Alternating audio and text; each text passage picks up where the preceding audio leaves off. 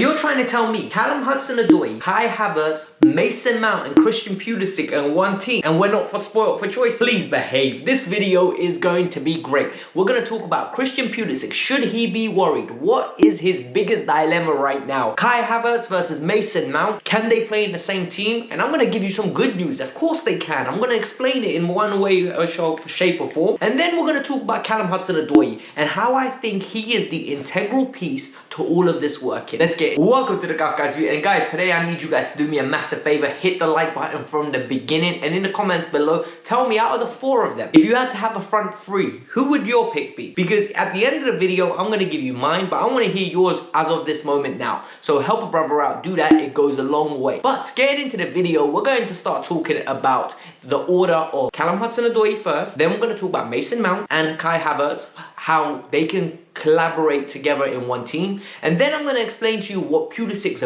biggest dilemma is at this moment and why he should not run away from it and he shouldn't panic. He should back himself. Christian Pulisic needs to be patient. I understand the dilemma he's in at this moment in time. If you actually look at it properly, his dilemma is pretty deep because he can't be sitting on a bench and waiting to get an opportunity every now and then. If you look at the quotes from Thomas Tuchel, at this moment in time, he's not very happy. He is not very happy. You could tell by the body language of Christian Pulisic, he's not very happy. And Thomas Tuchel actively comes out and speaks about this.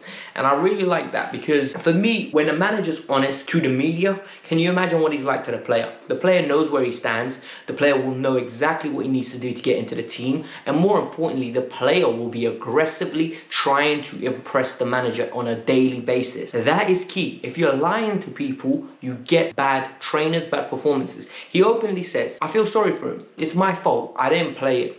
And then he talks about how Emerson's another one. And for me, this is so important. He knows his squad. I think he's learned from his mistakes at PSG and at Dortmund, where you can't build teams around stars and too many stars because you lose the ethos and the mentality around the squad. And this is where Christian Pulisic needs to step up now and show to Thomas Tuchel, I am better than Callum. I am better than Ziyech, I am better than Mount, and I'm better than Havertz, and I'm better than Timo Werner as well. You can throw him into that list. For me, it is integral that he steps up. He's got all the ability in the world. Let's not beat around the bush. The ability this kid has is second to none. Name a player that dribbles on the ball in the Premier League at the moment with more fluidity, more shine, more emphasis, and more production than Christian Pulisic when he's on fire. In that playoff series, he was amazing. When we came back from lockdown, he was phenomenal. Have faith, guys. I think he will get a chance. And the beauty about Christian Pulisic is he's got that mentality. He convinces himself he is the best player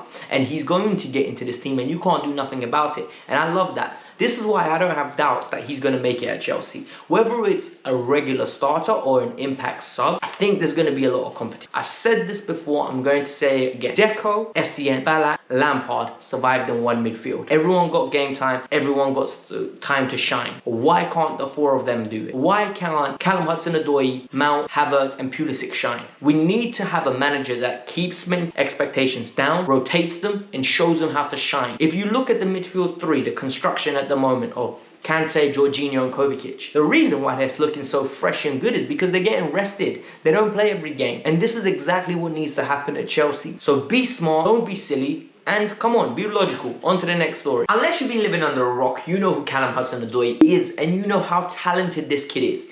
This kid has been renowned to be one of the best young players in the world for years. Broke into the Chelsea team under Maurizio Sarri and was fluid, proficient and aggressive. He was the first one to break through properly in the Roman era since John Terry. When you actually deep it and think about it logic, everyone else broke through after Frank Lampard took over. Callum Hudson-Odoi broke through under an Italian manager, under Maurizio Sarri.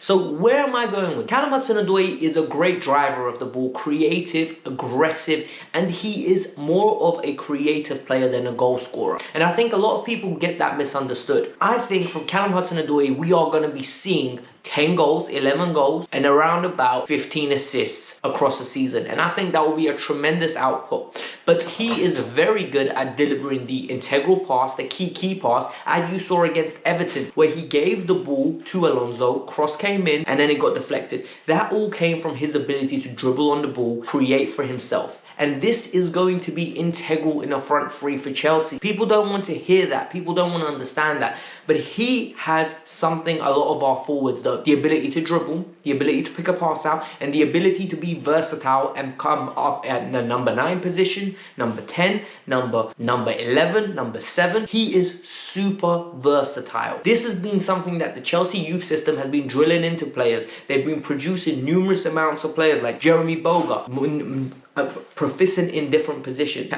Charlie Masunda, proficient in different positions. Even as far as back you can go as Sterling. If you remember Sterling, the Chelsea one, by the way, not Raheem, he was proficient in numerous positions. These young players were always being produced to play in different positions, and he is one of those types. But he is the next level because he has got ability beyond compare. He reminds me of Eden Hazard, and with the right development, the right structure, he will be here for years to come. Back him, believe in him. He needs to be that left winger for me. Now, moving on to Mason and Kai. The beauty of having Kai Havertz and Mason Mount is they can play across the three as well. If you look at it, they can play at the number 9 as in the false 9 form, the Bobby Firmino role. They can play on the left or the right in behind the striker, creating, being assertive, high energy, high development. Can they play in the same team? Of course they can. Guys, I think it's so clueless to say, oh, they're very similar players, we can only have one of them. Why? Let's think about this logically. Say, for example, Callum Hudson-Odoi is on the left. You have Mason Mount on the right. You have Kai Havertz as the false 9. Kai will be intersecting the ball, laying it off, willing runner in behind. Mason Mount will be creating, running in behind, scoring goals, being aggressive, being assertive, being inspiring. This works as a trio. If you look at their attributes, they're not very similar, but they are so alike in their mindset, in their ability, in their presence. The players are so complete. And I think people love to pit people against each other.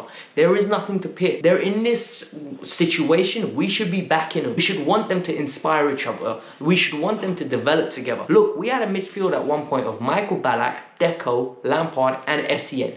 Let that sink in. 4 world-class players. 4 world-class players in one midfield. Why should we not have Callum Hudson-Odoi, Mason Mount, Kai Havertz, Christian Pulisic competing for 2 spots, Hakim Ziyech? These lot are all made to compete. They are phenomenal players. They are exciting players. And for me right now, the false 9 position is going to be perfect for Kai Havertz. Against Everton yesterday, Chelsea won 2-0. And what was so great about that performance? It was the versatility, it was the fluidity and the link up between Kai Havertz and Callum Hudson-Odoi, the assist that for the goal that wasn't counted that Kai scored. It was phenomenal because the pass was pinpoint, it was picked out. Kai will use this big frame, took a touch, shot on the counter attack. Mason Mount was creating. We managed the game well. For me, the pressing exists, the creativity exists, and there will be goals in that front 3. Maybe not to the extent of 60-70 in a season, but there will be for the 40 to 50 range, and I think that's a good return from a front 3 at this stage. This was the Kavkas view. I hope you guys enjoyed it. I hope you guys loved this video. This was one of those Insight Teach Me Tuesday moments, you know what I mean, where we like sit down, we vibes around, we talk about it, and we break down some Chelsea, because Chelsea are doing great at the moment. We need to be positive and not negative.